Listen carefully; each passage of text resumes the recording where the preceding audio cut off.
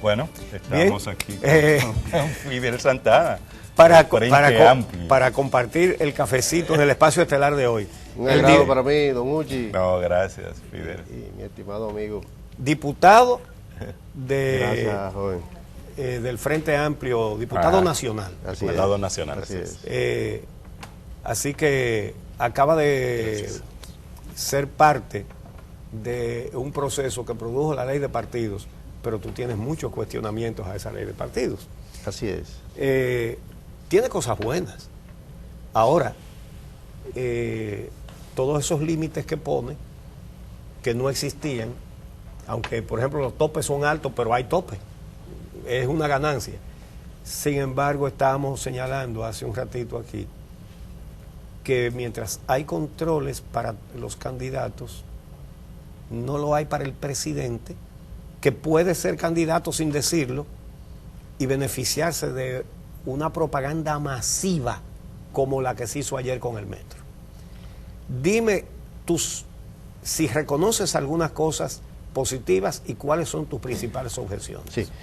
Bueno, don Uchi, la ley, después de 18 años, de diversos esfuerzos de estudio, porque esta ley tal vez es uno de los proyectos más estudiados en la Cámara, en la Cámara de Diputados y en el Senado.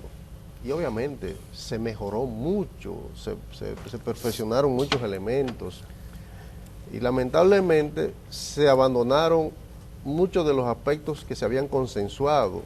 Al final, los intereses coyunturales de las cúpulas que decidieron esta ley terminaron engavetando cosas muy positivas, porque el tema de los topes de gastos, si se le hubiera acompañado con la obligatoriedad de la rendición de cuentas, de la transparencia, porque fíjese usted, se arman unos topes que eran más exagerados lo que se estaban planteando, mucha presión social y mediática, y al interior también de los espacios que se discutían, finalmente se logró bajar.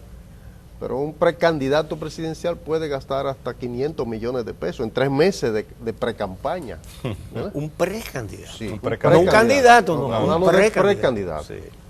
Y un candidato a senador, dependiendo de cuál sea la demarcación, puede gastar una millonada también. Imagínate, de la provincia de Santo Domingo, que es donde mayor cantidad de votos. Puede gastar hasta 300 millones No, gastaría, porque son como 60 pesos por elector. 60 por elector. 70, alrededor entre 65 y 70 millones de pesos para una precampaña, que es mucho. Sí, ciertamente. Y los síndicos de demarcaciones grandes como Santo Domingo Este, el propio Distrito Nacional. 50 pesos por elector inscrito. Sí, eso es mucho dinero. Sí, para una precampaña eso es muy alto. Y lo peor de eso es que como no hay obligación de rendir cuentas, eso, la ley dice ese tope, pero ¿y cómo lo contacta usted si el que lo gasta no está obligado a rendir cuentas? Pero la ley no establece eso, porque hay varios de los artículos que hablan de... Se crea una unidad de fiscalización del financiamiento. Para lo relativo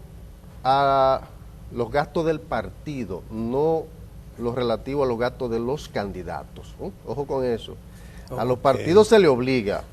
Tienen que rendir cuentas del dinero que reciben del Estado y de otros fondos. Sí. No así a los precandidatos. Precandidatos. Esos quedan sin ningún tipo de control. No tienen que rendir cuentas, no tienen que decir el origen del dinero gastado tampoco. O sea que ese es un elemento débil de la ley. Con el tema de la cuota de la mujer, que yo he estado también... Se había avanzado bastante en el consenso, incluso, de dejar atrás la cuota para pasar a la paridad, a la igualdad. Por lo menos en el plano municipal, porque en el orden congresual siempre ha habido resistencia del Senado de la República, ¿no?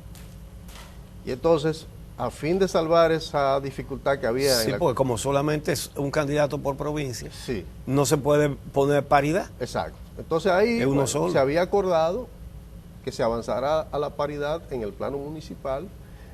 Si el hombre era candidato a síndico, debía ser mujer. la vicesíndica. Y los regidores se organizaban en un hombre y una mujer, o sea, era lo que se había consensuado. Pero la ley se devuelve, ¿no? Y entonces fija la cuota del 40%. Y lo peor de todo, que incluso es más atrasado que la cuota del 33%, porque la del 33% estaba vinculada al territorio. Usted estaba obligado en cada demarcación territorial cumplir con la cuota. ¿Y esta no? Esta no, esta es abierta. Es decir, que los partidos podrán cumplir con la cuota organizándola. Es decir, que un partido puede poner todos sus candidatos a regidores hombres en un municipio, pero entonces tendría que poner a todas mujeres en otro. Si cumple con el 33 ¿verdad? En el plano nacional, ¿verdad? Entonces, pero el 33 es mucho menos que el 40. Digo el 40 en este caso. Ya, lo que pasa es que estamos hablando de precandidatura. Ya la ley orgánica del régimen electoral es la que tendría que regular el tema de la paridad o de la cuota para las candidaturas al Congreso Nacional y a los municipios. Y esa ley está por aprobarse, esa ley no se ha discutido. Está por aprobarse. Y debería... ¿Y cuándo se va a aprobar? ¿Se va a aprobar? Tiene que aprobarse después, en la próxima legislatura. Esa ley tiene que aprobarse. Esperamos que sí. Que debió ser primero. Debió ser primero. ¿Cuál es la principal razón por la que el Frente Amplio, si existe, bueno, si coincide con la que tú has dicho, o existe alguna otra razón fundamental para que el Frente Amplio no aprobara la actual ley de partidos políticos? Mira, hay sobre todo desencuentros con la Constitución de la República. ¿En qué punto? Al parecer del Frente Amplio y de 9 partidos, porque yo represento en el Congreso la posición de 9 partidos. Éramos 11, pero 2 se desmontaron de ese carro, el PRM y el Partido Reformista, y finalmente 9 partidos quedamos defendiendo un conjunto de tesis que habíamos pactado y que veníamos de alguna manera poniendo en... ¿Por qué es inconstitucional la nueva ley? Mire, primero, porque violenta el tema de los derechos de libre decisión de los partidos, que debo decirte que todos los partidos en sus estatutos establecen que sus primarias o sus actividades para escoger funcionarios, todos los partidos, PLD, Reformista, PRD, PRM, todos en sus estatutos lo que plantean es procesos con padrón propio, ¿verdad? Interno, ¿no? Entonces uno no entiende cómo es que si todos los partidos en sus estatutos, eso es lo que están planteando, cómo es que terminamos haciendo una ley que por un lado acomoda al PLD una primaria abierta, es decir, se va a gastar un dineral del Estado para que el presidente Danilo Medina haga su primaria abierta, ¿no? Pero al mismo día, simultáneamente, el PRM va a hacer su primaria cerrada, ¿verdad? Y entonces los otros partidos, a lo que se le ha acomodado también en la ley para que puedan hacer otros procesos. Es decir, esta no es una ley que establece unos raseros iguales para todos, sino que está hecha para que cada partido acomode sus intereses a la ley, ¿no? Yo digo que es un traje con 14 mangas, ¿no? El tema de la inconstitucionalidad también la vemos en que se le asigna a la Junta Central Electoral unas funciones que constitucionalmente no están establecidas, ¿no? Y el Congreso de la República, en las atribuciones que la propia Constitución le establece, no le otorga...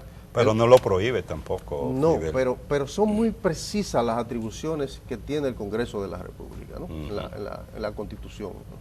Sí. Y a la Junta, esa Constitución le establece muy claramente sus funciones, que tienen que ver con las asambleas electorales, ¿verdad? Entonces, con respecto a la selección de candidatura, ¿no sería regular lo que en la práctica se ha hecho? Porque hemos tenido procesos internos que van desde métodos antidemocráticos como encuesta para escoger candidatos hasta métodos que implican no solo la participación de los militantes internos, sino la participación de electores, como fue la convención o las primarias que hizo el Partido Revolucionario Dominicano en el 2011, que fueron semiabiertas, donde no solo votaron los miembros del PRD, sino que se permitió que aquellos que están inscritos en el padrón electoral y que no son de otros partidos pudieran votar en esa ocasión. ¿No viene eso a regular una práctica que ya existía en el sistema político dominicano? Sin duda que el que podamos tener por lo menos unos marcos legales, es mejor que no tener nada, ¿no? Nosotros estamos hablando de las falencias que tú tienes. Por ejemplo, es que estas primarias abiertas, lo que se establece es que se harán con el padrón de concurrentes, ¿no? Ajá. Padrón de todos los ciudadanos, Así ¿no? es.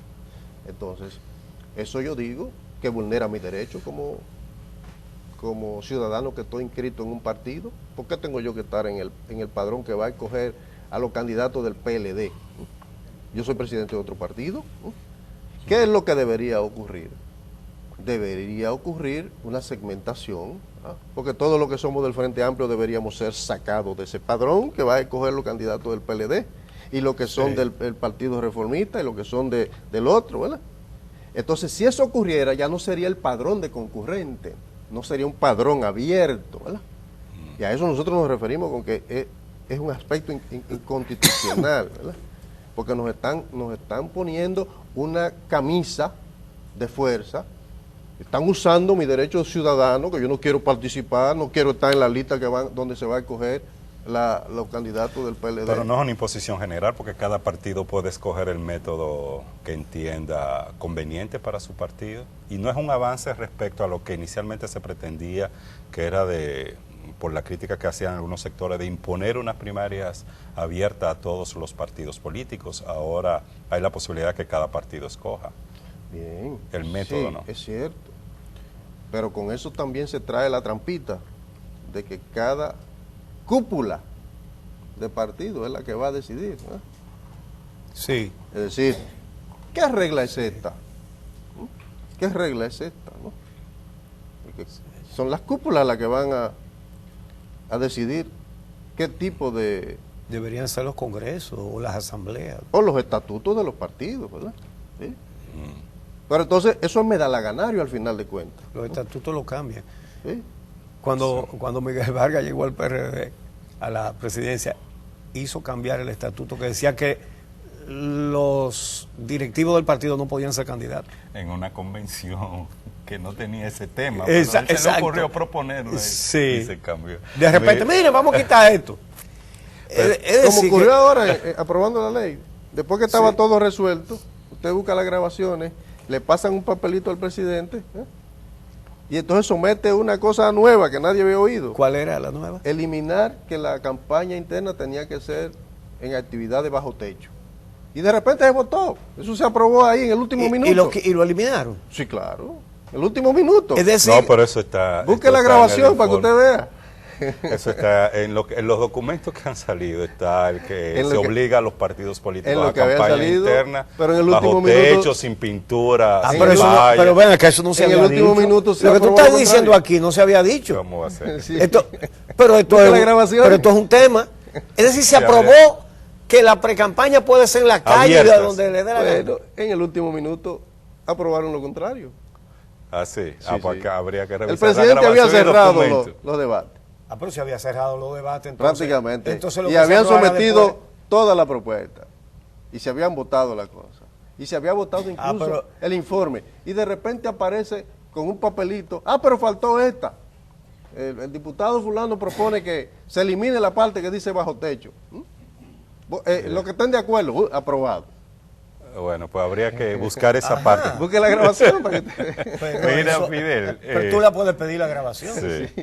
Te Y la nos tiene que la dar. mandan exactamente. Sí. Mira, esa posición que asume el bloque de partidos de oposición, le distancia del PRM y del Partido Reformista que aprobaron la ley de partidos políticos y le acerca a la posición que también dirigentes del PLD, de la tendencia Leonel Fernández, han tenido y han planteado públicamente con relación a las críticas a esa ley de partidos políticos.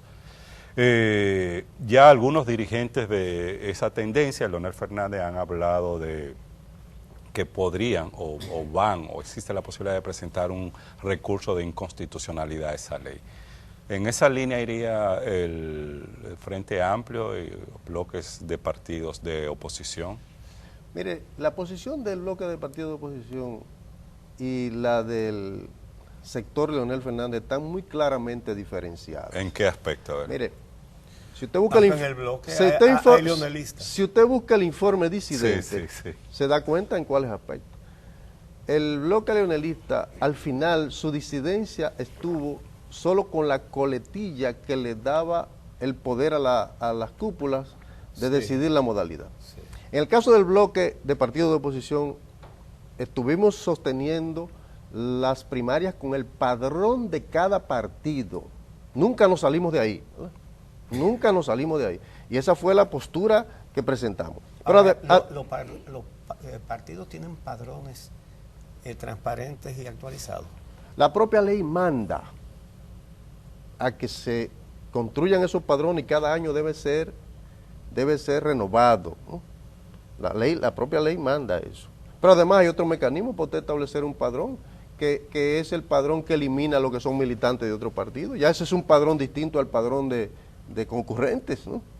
Y se ha usado en otros procesos aquí, ¿no? Como el que citó Javier del PRD. Sí. Además, mire, nosotros nos diferenciamos del leonelismo en el tema de la cuota de la mujer, en el tema de la cuota de la juventud, en el tema del financiamiento público, que se trajo por las greñas, que es propio de la ley electoral, y se trajo por las greñas para satisfacer al Partido Reformista y al PRD.